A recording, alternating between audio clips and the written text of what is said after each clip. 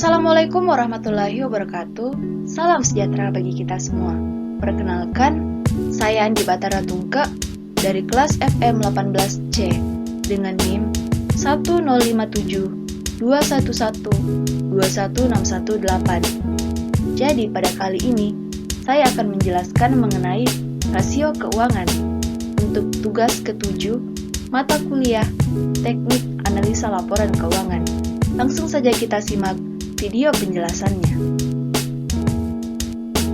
Ada beberapa jenis-jenis rasio keuangan yang akan dibahas pada materi kali ini. Yang pertama yaitu sales growth, yang kedua adalah cash flow, yang ketiga adalah asset growth, dan yang keempat dan terakhir adalah ROE atau return on asset. Rasio yang pertama yaitu sales growth. Menurut Kesuma, pertumbuhan penjualan atau growth of sales adalah kenaikan jumlah penjualan dari tahun ke tahun atau dari waktu ke waktu. Perusahaan yang memiliki tingkat pertumbuhan penjualan yang tinggi akan membutuhkan lebih banyak investasi pada berbagai elemen aset, baik aset tetap maupun aset lancar. Pihak manajemen perlu mempertimbangkan sumber pendanaan yang tepat bagi pembelanjaan aset tersebut. Adapun rumus untuk sales growth yaitu net sales dalam kurung T dikali dengan net sales dalam kurung T dikurangi 1, lalu dikali 100, kemudian dibagi dengan net sales dalam kurung T dikurang 1. Selanjutnya, rasio yang kedua yaitu cash flow. Arus kas menurut Darsono dan Azhari yaitu suatu laporan yang memuat informasi tentang sumber dan penggunaan kas perusahaan selama periode tertentu, misalnya 1 bulan atau 1 tahun. Dan adapun rumus dari cash flow yaitu AKO ditambah AKI lalu ditambah dengan AKP, yang dimana AKO yaitu arus kas bersih dari aktivitas operasi dan AKI adalah arus kas bersih dari aktivitas investasi, serta AKP adalah arus kas bersih dari aktivitas pendanaan. Rasio yang ketiga adalah asset growth. Asset growth merupakan aktiva yang digunakan untuk aktiva operasional perusahaan, di mana manajer dalam bisnis perusahaan dengan memperhatikan pertumbuhan lebih menyukai untuk melakukan investasi pada pendapatan setelah pajak dan mengharapkan kinerja yang lebih baik dalam pertumbuhan perusahaan secara keseluruhan.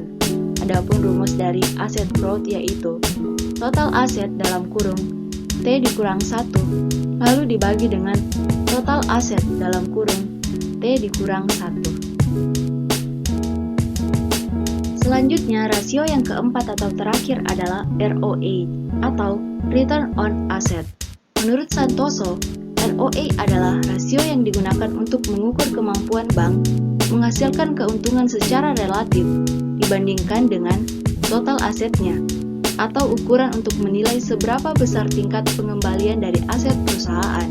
Adapun rumus dari ROE adalah pendapatan bersih dibagi dengan total aktiva.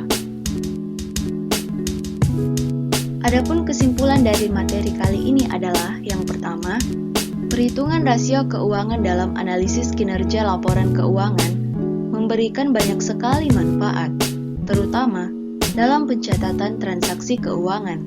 Rasio ini dapat digunakan untuk melihat bagaimana hasil akhir dari seluruh transaksi keuangan, lalu mengambil kebijakan keuangan dan keputusan operasional guna tercapainya goals atau tujuan dari perusahaan. Dan yang kedua dan terakhir adalah dengan mengetahui kinerja dan kondisi keuangan, maka akan mempermudah untuk melihat profit, utang, dan resiko yang ada di sebuah perusahaan. Dengan begitu, maka perusahaan dapat dengan mudah menyusun, merencanakan, dan menerapkan strategi agar kedepannya perusahaan dapat lebih sukses lagi dari sebelumnya.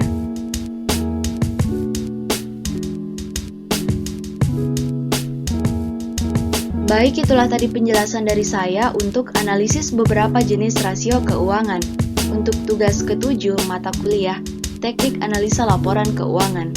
Semoga dapat bermanfaat bagi kita semua. Kurang dan lebihnya mohon dimaafkan. Wabillahi taufiq wal hidayah. Wassalamualaikum warahmatullahi wabarakatuh. Sekian dan terima kasih.